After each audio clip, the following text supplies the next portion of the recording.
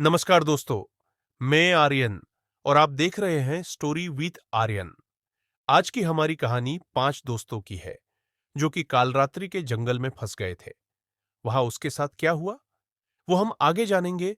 पर कहानी को शुरू करने से पहले, जैसा कि मैं अपने हर कहानी में बताता हूं, कि वैसे तो आप लोगों ने बहुत सी हॉरर कहानियां सुनी होगी, पर जब आप ये कहानी सुनोगे, तो आपको सच में डर का एहसास होने वाला है। और मेरी आपसे एक छोटी सी गुजारिश है कि अगर आप हमारे इस चैनल पर पहली बार आए हो, तो हमारी इस चैनल को सब्सक्राइब कर लेना और बेल आइकन को प्रेस कर लेना। ऐसा करने से आपकी और हमारी बीच की नजदीकियां बढ़ जाएगी और हमारी आने वाली कहानी आपको पहले पहुंचेगी। तो चलिए, ज्यादा समय ना लेते हुए आज की इस कहानी को शुरू करते हैं। राहुल, राकेश, मोहित, संदीप और शेखर वर्षों से साथ थे। हर मुश्किल में एक दूसरे का साथ देने वाले।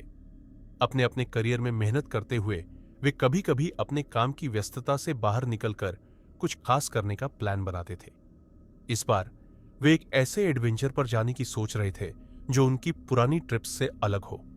राहुल, एक सॉफ्टवेयर इंजीनियर, हमेशा से नए अनुभवों के लिए उत्सुक। उसका काम ऐसा था कि उसे हर वक्त कंप्यूटर के सामने बैठे रहना पड़ता। हर वीकेंड पर वो अपने दोस्तों के साथ एडवेंचर प्लान करता और इस बार उसने ही जंगल की ट्रिप का आइडिया सुझाया था। राकेश, एक बैंकर जिसकी जिंदगी टारगेट्स और अकाउंट्स में उलझी रहती थी।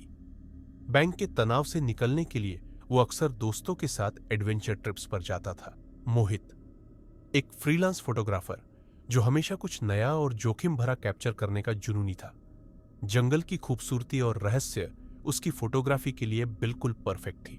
संदीप, एक डॉक्टर जो अपने पेशे में गंभीर और सुलझा हुआ था।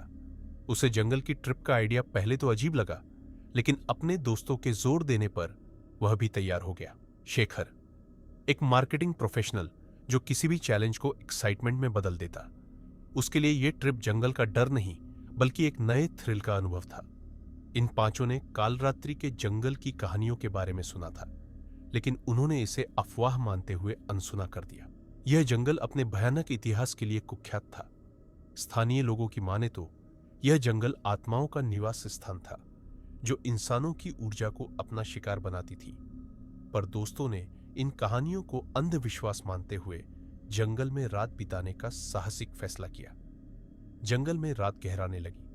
उन्होंने एक खुली जगह देखकर अपने टेंट लगाए और रात का खाना तैयार किया। आग के चारों ओर बैठकर वे आपस में मजाक और कहानियां सुनाने लगे। लेकिन जैसे ही रात और गहरी हुई, जंगल में एक अजीब सी खामोशी छा गई। हवा ठंडी और भारी हो चुकी थी और चारों ओर अजीब सी दुर्गंध फैलने लगी। शेखर ने सबसे पहले इस बदबू को महसूस किया। उसने अपने दोस्तों को बताया कि उसे ऐसा लग रहा है जैसे आसपास कोई सड़ा हुआ मांस पड़ा हो, लेकिन बाकी सबने इस पर ज्यादा ध्यान नहीं दिया। राहुल ने हंसते हुए कहा, यह जंगल है शेखर, थोड़ा डर छोड़ो और मस्ती करो। दोस्तों की हंसी कुछ देर तक जारी रही, लेकिन जंगल के अंधेरे ने उन पर एक अनजाना खौफ डाल दिया था। अचानक चीख और झाड़ियों के पीछे का रहस्य। तभी अचानक झाड़ियों के पीछे से एक जोरदार चीख सुनाई दी। वो चीख इतनी दर्दनाक और भयानक थी कि पांचों दोस्त सहम गए। राकेश ने डरते हुए कहा, यह क्या था? मोहित ने हिम्मत करके टॉर्च उठाई और झाड़ियों के पास गया। जैसे ही उसने झाड़ी में टॉर्च की रोशनी डाली, उनका दिल दहल उठा। वहां एक इंसान का शरीर पड़ा था, जिसका चेहरा नोच डाला गया था।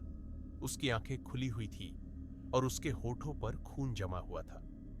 उसकी उंगलियां जमीन को कसकर पकड़े हुए थी, मानो वह किसी से बचने की कोशिश कर रहा हो। उसकी लाश देखकर वे सभी पसीने से तर हो गए। संदीप ने तुरंत सबको वहां से चलने को कहा, लेकिन राहुल ने उन्हें शांत किया।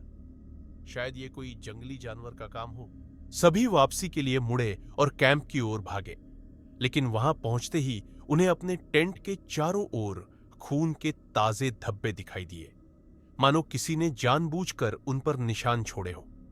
टॉर्च की रोशनी में उन्होंने देखा कि खून के निशान झाड़ियों की ओर खींचे हुए थे। उनके पास कुछ टूटे फूटे कपड़े और बाल भी बिखरे हुए थे, जिनमें बदबू आ रही थी। तभी शेखर अचानक दर्द से चीखने लगा। उसके गले पर नाखूनों के गहरे निशान बन गए थे और खून उसके गले से बह रहा था। उसकी आंखों में अजीब सी खौफनाक चमक थी और उसका चेहरा खिंचकर एक भयानक मुस्कान में बदल गया। उसकी चीखते चीखते सांसें थम गई।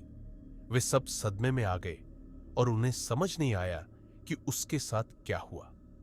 राहुल, मोहित और संदीप ने खुद को बचाने के लिए भागने का फैसला किया। जैसे ही वे जंगल के बाहर का रास्ता ढूंढने लगे, उन्हें बीच रास्ते में एक और लाश मिली, जिसकी गर्दन अजीब ढंग से मरोड़ी हुई थी।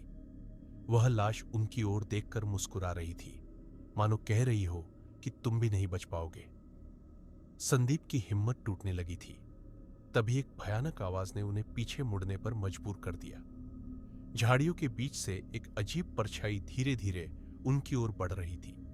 उसका चेहरा विकृत और उसकी आंखें खून की तरह लाल चमक रही थी।